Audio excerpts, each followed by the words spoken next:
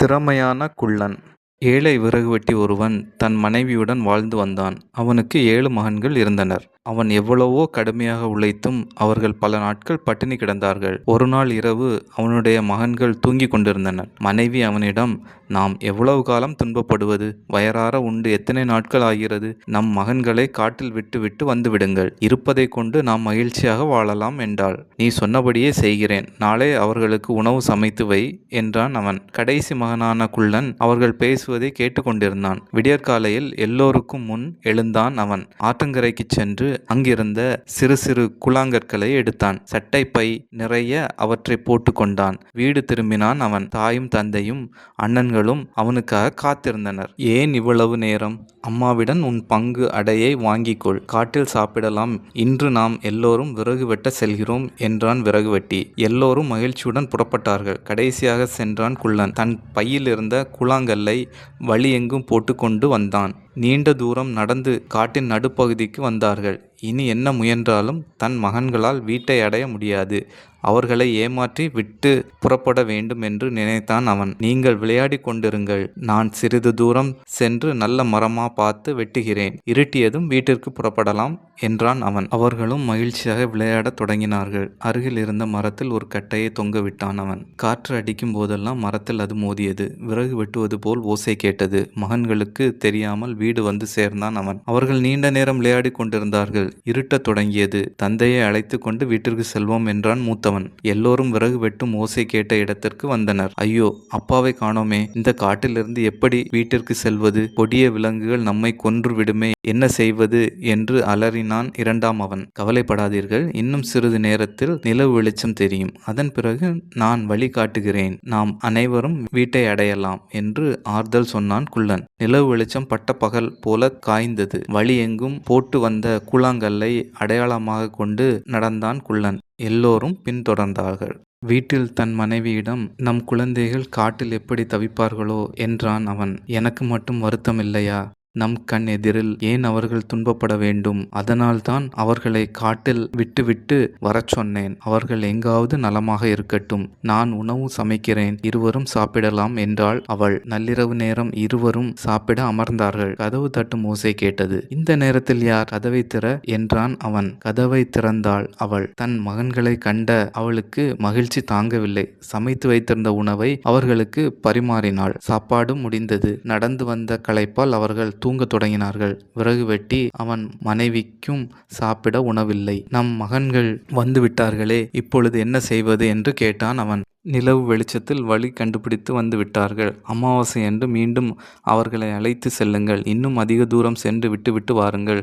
அவர்களால் திரும்ப முடியாது என்றாள் அவள். அமாவாசை வந்தது. விடியற்காலையில் தன் மகன்களை எழுப்பினாள் அவள். காட்டிற்கு விறகு வெட்ட செல்லும் அப்பாவிடம், நீங்களும் செல்லுங்கள். மதிய உணவிற்காக ஆளுக்கு 2 அடை சுட்டு வைத்திருக்கிறேன் என்றாள் அவள். குள்ளனுக்கு என்ன நடக்கப் போகிறது என்பது புரிந்தது. கூழாங்கற்களை பொறுக்கி வர நேரமில்லை. என்ன செய்வது என்று குழம்பினான் அவன். நேரமாகிவிட்டது, புறப்படுங்கள் என்று அவசரப்படுத்தினான் விறகுவெட்டி. அவர்களுடன் கடைசியாக சென்ற குள்ளன் தன் கையில் இருந்த அடையை சிறு சிறு துண்டுகளாக்கினான். வழி எங்கும் அதை போட்டு கொண்டே வந்தான். அவன் போட்டு வந்த அடைகளை குருவிகளும் எறும்புகளும் சாப்பிட்டு விட்டன. விறகுவெட்டி அவர்களை வழக்கம் போல விளையாடச் சொன்னான். கட்டையை தொங்க விட்டுவிட்டு வீடு வந்து சேர்ந்தான். இருட்டத் தொடங்கியது. எல்லோரும் தந்தையை காணாது திகைத்தனர். நான் வழி காட்டுகிறேன், கவலைப்படாதீர்கள் என்றான் குள்ளன். வழி தெரியாமல் அவன் அங்கும் இங்கும் அலைந்தான். பக்கத்தில் இருந்த பெரிய மரத்தின் மேல் ஏறினான். தொலைவில் விளக்கு வெளிச்சம் தெரிவதை பார்த்தான். கீழே இறங்கிய அவன், அண்ணன்களே,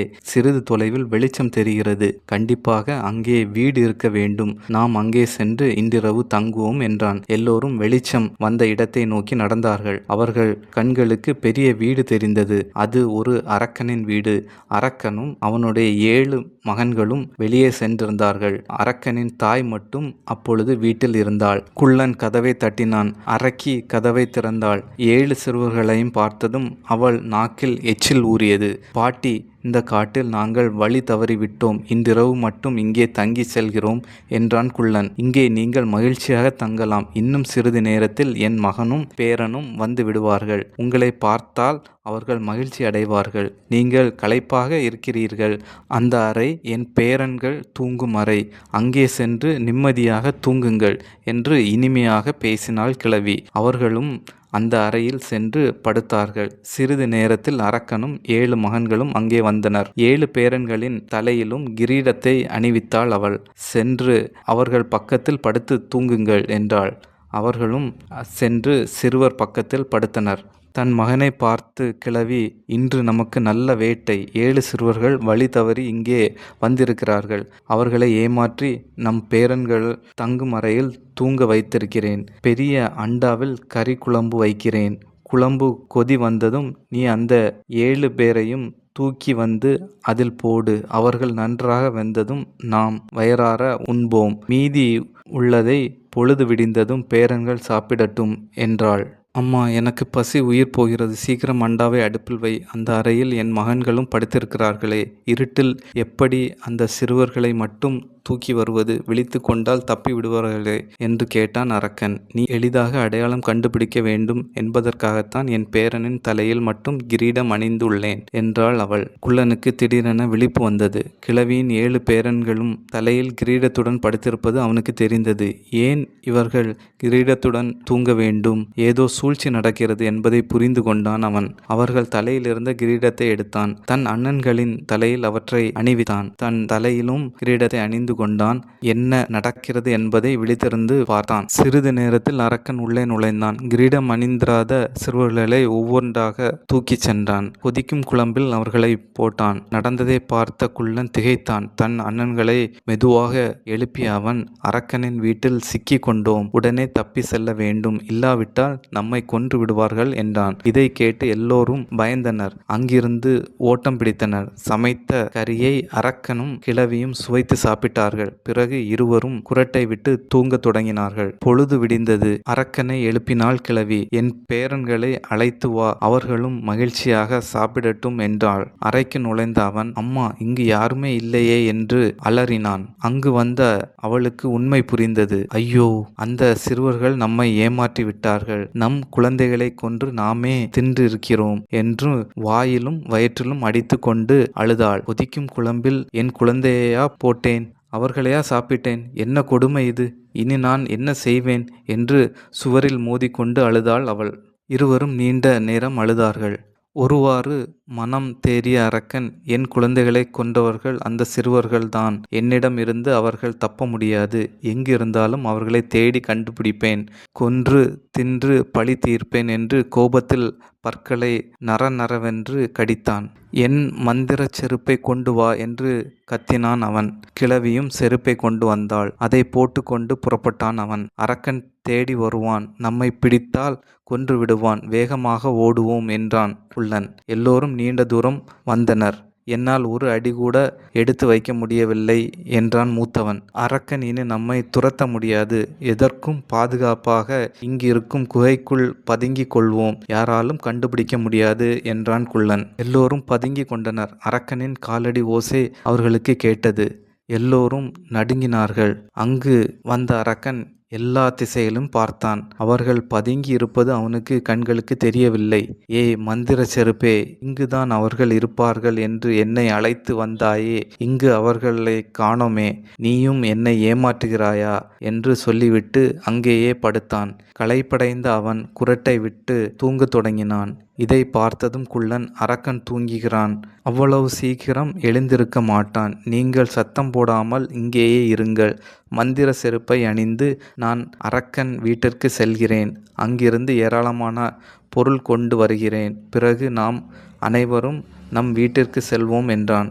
எல்லோரும், எங்களை காப்பாற்ற வேண்டியது உன் பொறுப்பு. நீ என்ன நினைக்கிறாயோ அப்படியே செய் என்றார்கள். வெளியே வந்தான் குள்ளன். அரக்கனின் காலில் இருந்த செருப்பை கழட்டினான். அவற்றை தன் காலில் அணிந்து கொண்டான். ஏ மந்திர செருப்பே, நான் அரக்கனின் வீட்டை அடைய வேண்டும் என்று சொல்லிவிட்டு நடந்தான். மந்திர செருப்பு அவனை அரக்கனின் வீட்டின் முன் நிறுத்தியது. பாட்டி, கதவை திற, உன் மகனுக்கு ஆபத்து என்று கத்தினான் அவன். கதவை திறந்த கிழவி, என் மகனுக்கு என்ன என்று கேட்டாள். உன் மகன் கொடிய திருடர்களிடம் சிக்கிக் கொண்டான். அவர்கள் அவனை கட்டி வைத்து துன்புறுத்துகிறார்கள். நிறைய பொருள் கொடுத்தால் உன் மகன் உயிர் பிழைப்பான். இல்லையேல் அவர்கள் அவனை கொன்று விடுவார்கள். மந்திர செருப்பை அடையாளத்திற்கு என்னிடம் தந்தான். இதை காட்டினால் என் தாய் நிறைய பொருள் தருவார். வாங்கி கொண்டு ஓடிவா. அப்பொழுதுதான் நான் உயிர் பிழைப்பேன் என்று என்னை அனுப்பினார் என்று பரபரப்புடன் சொன்னான் அவன். ஐயோ மகனே, உனக்கு ஆபத்தா? உன்னை விட எனக்கு பொருளா பெரியது என்று அலறினாள் அவள். பெரிய சாக்கு பையில் பொற்காசுகளை நிரப்பி அவனிடம் தந்தாள். அந்த பையை வாங்கிய அவன், இனி கவலைப்பட வேண்டாம், உங்கள் மகன் கண்டிப்பாக வந்து சேருவார் என்று சொல்லிவிட்டு புறப்பட்டான். மந்திர செருப்பின் உதவியால் அண்ணன்கள் இருந்த இடத்தை அடைந்தான் அவன். அரக்கன் குறட்டை விட்டு தூங்கிக் கொண்டிருந்தான். இனி இந்த அரக்கனால் நம்மை ஒன்றும் செய்ய முடியாது. மந்திர செருப்பை இழந்து விட்டான். அவன் தேடி வைத்த செல்வத்தையும் கொண்டு வந்து விட்டேன். எல்லோரும் என்னை இறுக பிடித்து கொள்ளுங்கள் என்றான் குள்ளன். அண்ணன்கள் எல்லோரும் குள்ளனை நன்றாக பிடித்து கொண்டார்கள். மந்திர செருப்பே, நாங்கள் எங்கள் வீட்டை அடைய வேண்டும் என்றான் அவன். சிறிது நேரத்தில் எல்லோரும் வீட்டை அடைந்தார்கள். அவர்கள் தந்தையும் தாயும், மகன்களே, காட்டில் என்ன பாடுபடுவீர்களோ, வறுமையினால்தான் இந்த கொடுமையை செய்துவிட்டோம் என்று அழுது புலம்பிக் கொண்டிருந்தார்கள். கதவு தட்டும் ஓசை கேட்டு அவர்கள் கதவை திறந்தார்கள்.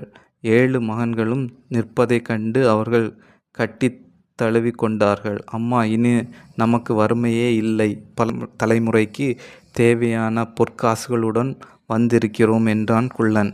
சாக்கை பிரித்தான் விறகு வெட்டி. அதற்குள் ஏராளமான பொற்காசுகள் மின்னின. எதிர்பாராமல் கிடைத்த இந்த நல்வாழ்வை எண்ணி எல்லோரும் மகிழ்ந்தார்கள். தூக்கம் கலைந்து எழுந்தான் அரக்கன். தன் காலில் மந்திர செருப்பில்லாததைக் கண்டு திடுக்கிட்டான். எப்படியோ துன்பப்பட்டு தன் வீட்டை அடைந்தான் அவன். வாசல்லே காத்திருந்த அவன் தாய், மகனே, உன்னை விட்டு விட்டார்களா? நாம் சேர்த்து வைத்த பொற்காசுகளை அப்படியே கொடுத்துப்பினேன் என்றாள். என்னம்மா சொல்கிறாய்? நாம் சேர்த்து வைத்த பொற்காசுகள் போய்விட்டனவா? என்ன நடந்தது என்று அதிர்ச்சியுடன் கேட்டான் அவன். நடந்ததை எல்லாம் சொன்னாள் அவள். அம்மா, அந்த சிறுவர்கள் நம்மை நன்றாக ஏமாற்றி விட்டார்கள். நாமே அந்த அருமை குழந்தைகளை கொன்று விட்டோம். என் மந்திர செருப்பை இழந்து விட்டேன். சேர்த்து வைத்த பொற்காசுகளும் போய்விட்டன. என்ன செய்வது என்று அழுது கொண்டே கேட்டான் அவன். மகனே, ஒரே நாள் இவர்கள் இங்கே இருந்தார்கள். நமக்கு எவ்வளவு இழப்பு ஏற்பட்டு விட்டது. இனி அவர்கள் வழிக்கே போகாமல் இருப்பது நமக்கு நல்லது என்று அறிவுரை சொன்னாள் அவள். நீ சொன்னபடியே நடக்கிறேன் என்றான் அவன். பிறகென்ன, விறகு வெட்டி தன் குடும்பத்துடன் மகிழ்ச்சியாக வாழ்ந்து வந்தான். This video is sponsored by genreviews.online. Genreviews.online is one of the review portal site.